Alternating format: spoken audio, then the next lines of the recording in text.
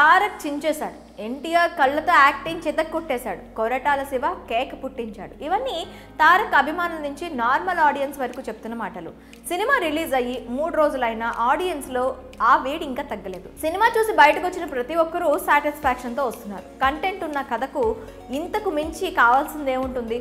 నిజమే, దేవరా విషయంలో అనుకున్నది అనుకున్నట్లుగా జరుగుతోంది.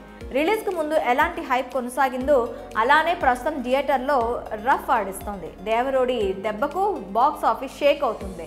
సరే, ఇదంతా బాగానే ఉంది. ఖచ్చితంగా దేవరా కోట్లు కొల్లగొట్టేస్తుంది, అందులో డౌట్ ఏమీ లేదు.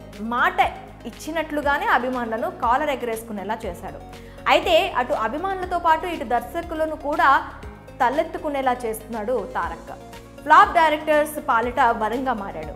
తారక్ గురించి ఫ్లాప్ డైరెక్టర్స్కు బ్లాక్ బస్టర్ ఇవ్వబడును అనే బోర్డు రెడీ చేయడమే లేట్. అదేంటా అనుకుంటున్నారా? మరి ఆ ఫ్లాప్ డైరెక్టర్ ఎవరో, తారక్ వారికి ఎలాంటి హిట్స్ ఇచ్చాడో చూసిద్దాం. ఆ దర్శకులు ఎవరో తెలియాలంటే కాస్త వెనక్కు వెళ్లాల్సిందే. 2018లో డైరెక్టర్ త్రివిక్రమ్ శ్రీనివాస్ తారక్ కాంబినేషన్లో వచ్చిన మూవీ అరవింద సమేత. ఇది థియేటర్స్కు కుదిపేసింది. ఒక డిజాస్టర్ తర్వాత దర్శకుడు ఎలా అయినా హిట్ కొట్టాలన్న కసితో తీశాడా అనిపించింది. ఇందుకే దీనికి ముందు డైరెక్టర్ డిజాస్టర్గా నిలిచిన మూవీ ఏంటంటే పవన్ కళ్యాణ్ నటించిన అజ్ఞాతవాసి. 2017లో డైరెక్టర్ బాబీ తారక్ కాంబినేషన్లో వచ్చిన సినిమా జై లవకుశ. తారక్ త్రిపాత్రాభినయం చేసిన మూవీ. దీంతో ఈ సినిమా అప్పట్లో అభిమానులను ఒక ఊపు ఊపేసింది.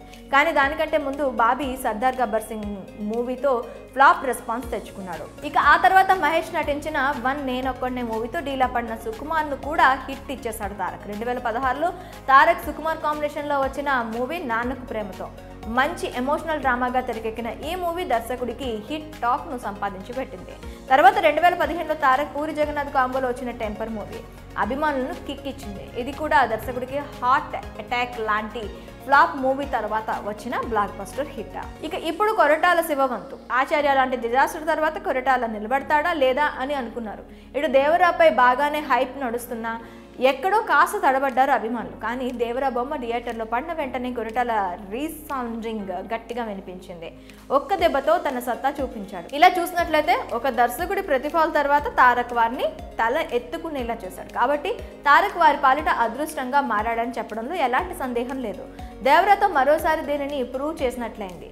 ఇక రానున్న రోజుల్లో ఇంకా తారక్ నుంచి ఎలాంటి సినిమాలు వస్తాయో వేచి చూడాలి. ప్రస్తుతానికి దేవరా మాత్రం థియేటర్లో దూసుకుపోతుంది. కలెక్షన్స్ లెక్క తేల్చడమే బ్యాలెన్స్. మరి తారక్ ఫ్లాప్ డైరెక్టర్స్ పాలిట వరంగా మారడంపై మీ అభిప్రాయం ఏంటో కామెంట్స్ రూపంలో మాకు తెలపండి.